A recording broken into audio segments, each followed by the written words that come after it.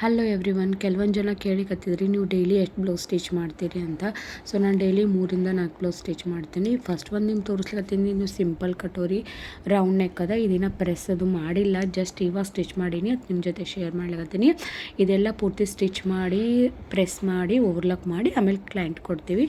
ಇದು ಒಂದು stone work blouse. ನೀವೇನು ಮಾಡ್ತೀರಿ 15,000 16,000 ಹಿಂಗೆ ತೊಗೊಡು ಕಾಸ್ಟ್ಲಿ ಸಿಡಿ ತೊಗೋತೀರಿ. ಆಮೇಲೆ ಅದೆಲ್ಲ ಸ್ಟೋನ್ ಇರ್ತಾವೆ, ಮಿರರ್ ವರ್ಕ್ ಇರ್ತಾವೆ. ಅದು ಬ್ಲೌಸ್ ಸ್ಟಿಚ್ ಮಾಡೋ ಮುಂದೆ ನಮಗೆ ಬಹಳ ಪ್ರಾಬ್ಲಮ್ ಆಗ್ತದೆ. ಫುಲ್ ಈ ಸಾಡಿ ಬಂದು 15,000 ಸಾಡಿ ಅಂತ. ಸೊ ಫುಲ್ ಸ್ಟೋನ್ ವರ್ಕ್ ಇತ್ತು, ಅದನ್ನ ಕೈಯಿಂದ ತೆಗೆದು ಬಟ್ಟೆಲ್ಲ ನೋವು ಬಂದುಬಿಟ್ಟಿತ್ತು. ಸೊ ಇದು ಬಂದು 40+ ಸೈಜ್ದು ಯೆಲ್ಲೋ ಬ್ಲೌಸ್, ಹಳದಿ ಸಾಡಿ. ಇದು ಫ್ರಂಟ್ ನಾಟ್ ಸ್ಟೈಲ್ ಸ್ಟಿಚ್ ಮಾಡಿದ್ದೆ. ಇದು 40+ ಪ್ರಿನ್ಸಸ್ ಕಟ್ಟಿತ್ತು. ಸೊ ಇದು ಮಿರರ್ ವರ್ಕ್ ಇತ್ತು, ಸ್ಲೀವ್ಸ್ಗೆಲ್ಲ ಮಿರರ್ ವರ್ಕ್ ಬಂದಿತ್ತು. ಇದು ಬಂದು ಸಿಂಪಲ್ ಕಟೋರಿ ಬ್ಲೌಸು. ಇದು ಏಜೆಡ್ ಲೇಡಿ ಇತ್ತು, ಸೊ ಅವ್ರದ್ದಿತ್ತು. ಇವಾಗ ಏನಾಗ್ತದೆ, ಡೈಲಿ ನಾನು 3-4 ಬ್ಲೌಸ್ ಟಾರ್ಗೆಟ್ ಇಟ್ಕೊತೀನಿ. ಆಮೇಲೆ ಡ್ರೆಸ್ ಸ್ಟಿಚ್ ಮಾಡಬೇಕು ಅಂತ ಪ್ಲ್ಯಾನ್ ಮಾಡಿರ್ತೀನಿ. ಬಟ್ ಒಮ್ಮೆ ಅರ್ಜೆಂಟ್ ಬ್ಲೌಸ್ ಅದು ಬರ್ತಾವೆ, ಅದು ತೊಗೊಳಿಕ್ಕೆ ಬೇಕಾಗ್ತದೆ.